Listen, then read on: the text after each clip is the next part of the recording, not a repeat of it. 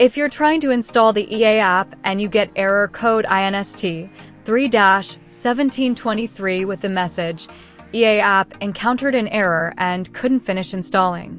Something went wrong. Here's a quick fix.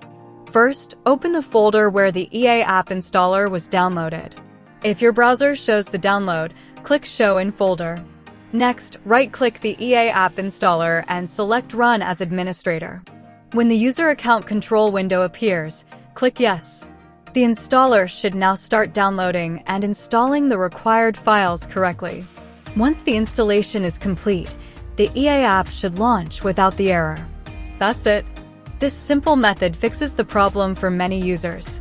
If this video helped you, please leave a like and subscribe for more gaming and PC troubleshooting guides.